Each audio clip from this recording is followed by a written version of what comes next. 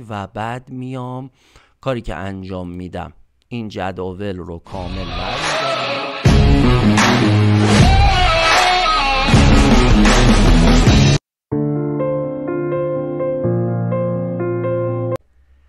عرض سلام مجدد خدمت دوستان عزیز، امیدوارم که حالتون خوب باشه. توی این جلسه دوستان میخوام لارج والیوم رو بریم با همدیگه روی تایم فریم دیلیمون نگاه کنیم بهش.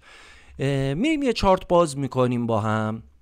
من نیو رو میزنم، چارت رو انتخاب میکنم، یه اینسترومنت 6E.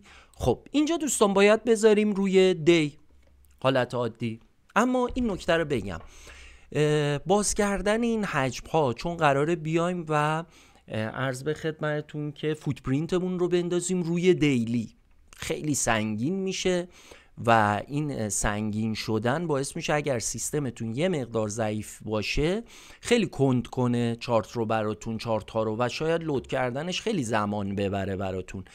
اگر دوستان سیستمتون یه مقدار ضعیفه خیلی نیاز نیست این حجم ها رو توی دیلی هم ببینید، مخصوصا اگر اینسترومنت های مثل 6A 6B جفت ارزها رو کلا دارید ترید میکنید.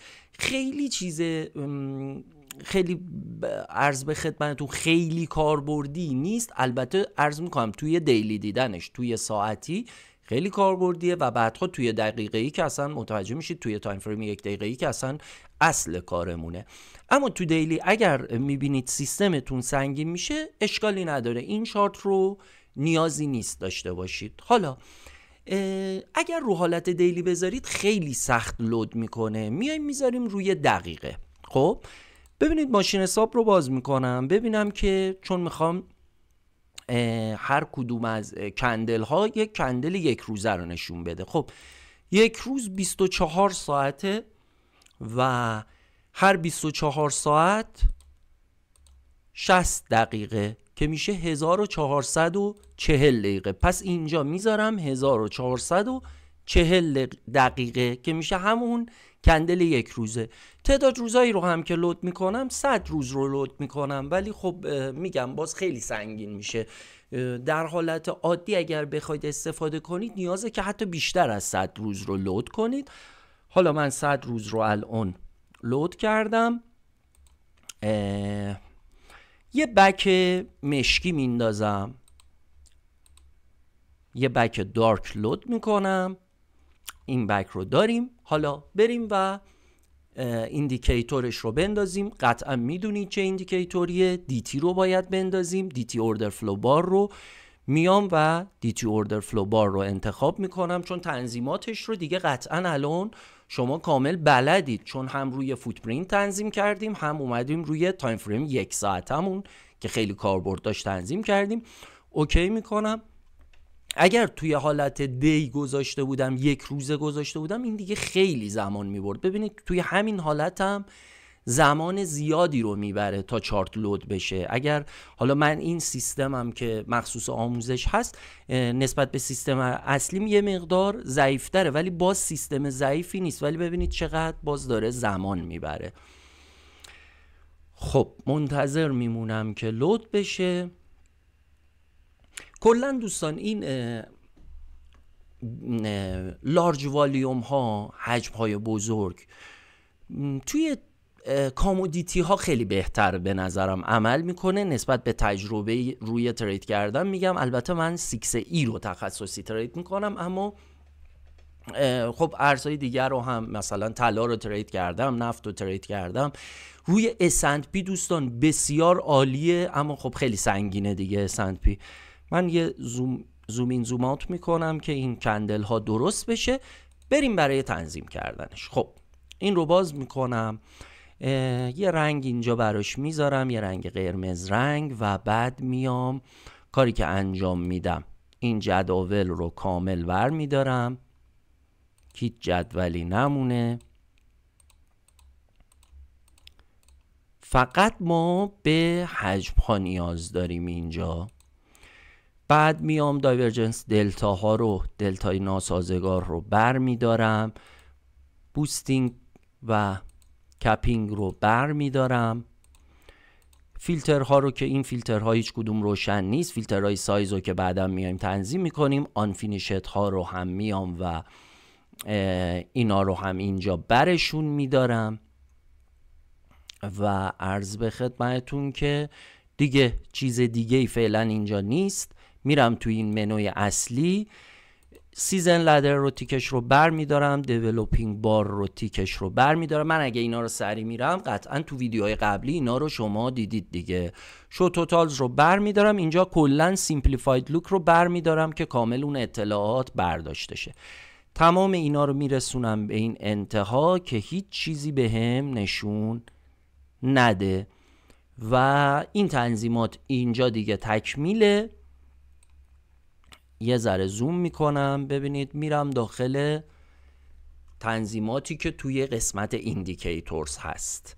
خب اینجا هم دوستان میام توی قسمت ساید لدر لوک. خب پوک رو نمیخوام ببینم، این پوک روزانه رو دارم توی اون تایم فریم 1 ساعته میبینم، ترانسپرنتش میکنم. این رو هم که اصلا روشن نیست تیکش، ولیو ایریا، اینو عرض به خدمتون که 0 میکنم. تمام اینا رو ترانسپرنت میکنم هیچ کدوم دیده نشن. بازم اینم ترانسپرنت و میام پایین تر. اینا این ستاره هم که اعدادی هستش که نشون میده ترانسپرنتشون میکنم. خب و اینم که اوپن کلوز رو ترانسپرنت میکنم. این تیکش هم که خب بر میدارم و اوکی. الان تمام شد. الان یه چارت ساده داریم. فقط بریم روی این چارت سادهمون چی رو ببینیم؟ بریم روی این فقط حجم ها رو فعال کنیم که ببینیم. منتظرم که لود بشه و بریم سراغ حجم ها. چون ببینید دوستان این چارت، اگر این چارت رو خواستید ببینید باید همون چارتی باشه که توی روزانه ولیو ایریا و ویوپ و پیوت پوینت ماهانه رو اونجا میدیدید و این حجم ها رو هم روی همون چارت اضافه کنید. من حالا دیگه وقت این نبودش که اونا رو هم بیام و اضافه کنم، نمیخواستم دیگه وقتتون رو زیاد بگیرم، ولی توی تنظیمات دیده بودید که ما یه چارت دیلی داشتیم، ولیو ایریا روش بود، یک ولیو ایریای ماهانه روش بود، ویوپ ماهانه رو داشتیم روش، پیوت پوینت ماهانه رو هم داشتیم. حالا حجم ها رو هم روی همین چارت نگاه میکنیم. میرم دوباره توی قسمت OFB. برای حجم ها کدوم رو باید انتخاب میکردم؟ سایز لدر مارکس رو انتخاب میکردم. این اسکن دیولوپینگ بار رو میزنم، اینجا اینیبلش رو میزنم. حجم اولی که دوستان میذاریم که خب سبز رنگ اگر یادتون باشه انتخاب میکردیم، این یه ذره سایزش کوچیک میکنم میذارم 4. اینترراو باید باشه، هر یک تیک رو محاسبه کنه و اولین حجمی رو که دوستان میذارید 4500 باید باشه. خب ببینید الان داره روی کندلا این 4500 رو نشون میده. یه مقدار قطر کندلا رو دوستان کم میکنم که این حجما بهتر دیده بشه. الان قطر کندلام خیلی زیاده، قطرش رو میکنم 4. قطرش رو میکنم 4. ببینید داره این حجم ها رو به من نشون میده. اگر یادتون باشه گفتم که دوستان من حجما رو دوست ندارم زیاد چارتم شلوغ باشه و همین جور هی پشت هم توش حجم ببینم. پس این کوچیکه رو معمولا، این حجم اولی که میگم رو معمولا اگر قرار باشه نگاه کنم خودم روی این نگاه نمی کنم، ولی خب تنظیم کردیم. حجم دومی رو رنگش رو چه رنگی میذاشتیم؟ رنگش رو زرد میذاشتیم، ببخشید. اینترراو رو میزنم، هر یه تیک رو بیاد محاسبه کنه. حالا چه حجمایی رو دوست دارم ببینم؟ دومی بالای 5000 تا رو بیاد به هم نشون بده. خب ببینید که الان این رو هم اندازش رو بزرگتر میذارم، مثلا میذارم 10 باشه که قشنگ ببینم. ببینید این حجمای زرد رنگی که الان ما میبینیم اینا یه حجمایی هن که برای من بیشتر قابل استنادن تا این حجم سبزا که ببینید چقدر زیاد توی چارت وجود داره. زیاد برام جالب نیست که اینا رو ببینم.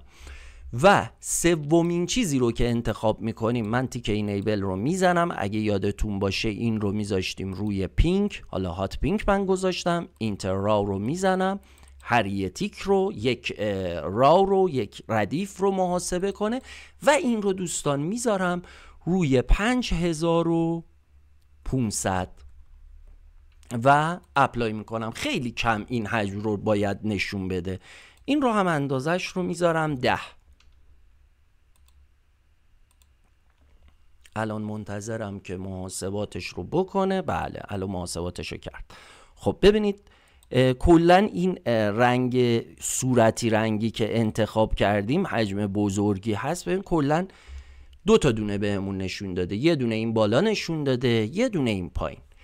دقیقاً دوستان این حجم ها رو هم مثل همون حالتی که توی 1 ساعته میدیدیم، یعنی باید بیاد با یک لبه اوورلپ بشه که برامون اهمیت پیدا کنه. البته لبه های روزانه برای ما لبه های اصلی ترید نیستن و ما فقط با اونا جهت بازار رو پیدا میکنیم. برای مثال فرض کنید که مثلا بذارید من یه دونه رو یه ولیو ایریا بندازم. پس دوستان من این حجم کوچیکا رو فعلا دیزیبلش میکنم، فقط خواستم بهتون نشون بدم. این حجمای سبز رنگ اینا رو اینیبلش رو بر میدارم که زیاد شلوغ نباشه هی بخواد اینا رو به هم نشون بده. خب من بیام توی قسمت میخوام یک این رو میذارم روی کراس هیر تا تاریخ ها رو بتونم ببینم. میام توی قسمت اوردر فلو والیوم پروفایل، برای ماه قبل رو والیوم پروفایلش رو میندازم. ببینید یه ذره این رو عریض‌ترش میکنم که اینجا تاریخ ها رو به هم نشون بده. خب البته اینجا دوستان ببینید یک مسئله‌ای که اینجا برای من پیش اومد الان اینه که ببینید چون بر اساس دقیقه گذاشتم، این پایین داره به من تاریخ ها رو چجوری نشون میده؟ تاریخ ها رو بر اساس دقیقه نشون میده. ببینید تایم رو بر اساس دقیقه نشون میده، ببخشید تایم فریم دقیقه‌ای داره نشون میده. دیگه مثل اون حالتی که بیاد و نشون بده چندم ماهه نیست. این پایین رو عرض میکنم، روی هر کندل که میگم نمیگه این کندل چندم. چرا؟ چون گذاشتم 1400 و ببخشید چون گذاشتم 1440 دقیقه و میاد پایین به من ساعت رو نشون میده. این مشکلیه که خب بهش برمیخوریم. اما کاری که میتونیم انجام بدیم اینه که یک مقدار زومین کنیم. یه مقدار زومین میکنم من و تاریخ ها اینجا دیگه از اینجا دیده میشه. این الان 30 نوامبر اینجاست. ببینید اینجا 30 نوامبر این کندل. میرم تا اولین روز نوامبر که میشه 1 نوامبر. باید یه مقدار زوم کنیم که دیگه از این پایین اینا رو بخونیم. دیگه توی این کراس هیری که اینجا داریم، توی این کراس هیر این پایین به ما ببینید دقیقه رو داره ساعت رو داره نشون میده. ببخشید چون بر اساس دقیقه گذاشتیم. خب من این رو گذاشتم، تمپلیتش رو آماده دارم، یه دبل کلیک روش میکنم، تمپلیتش رو لود میکنم. توی جلسه خودش خدمتتون گفتم که چجوری تمپلیتش رو درست کنید. این همون تمپلیتیه که با هم درست کردیم. البته خب الان زمینمون چون سیاهه، این کندل اینا رو داره ولیو ایریا رو سیاه نشون میده. من رنگش رو فعلا اینجا سفید میکنم که بتونیم ببینیم. حالا شما نسبت به اون بک‌گراندی که دارید انتخاب کنید. خب ببینید ولیو ایریا ها رو الان داره به هم سفید نشون میده. ببینید دوستان این مارکت الان داره میریزه میاد پایین. من اینجا روی این ولیو ایریا اگر بیاد برسه به این ولیو ایریا، اینجا نمیام رو ولیو ایریای ماه قبل تا رسید به این ولیو ایریا اینجا منتظر بای وای نمیستم. باید برم توی تایم فریم 1 ساعتم و لبه 1 ساعتم رو نگاه کنم. چرا؟ چون امکان داره به این که برسه اصلا 2 روز اینجا بخواد بازی کنه. حتی اگر کندل دیلی بیاد بخوره به این بخواد بره بالا، امکان داره 4-5 ساعت 4-5 تا کندل 1 ساعته اینجا بازی کنه. پس این لبه اصلی من نیست.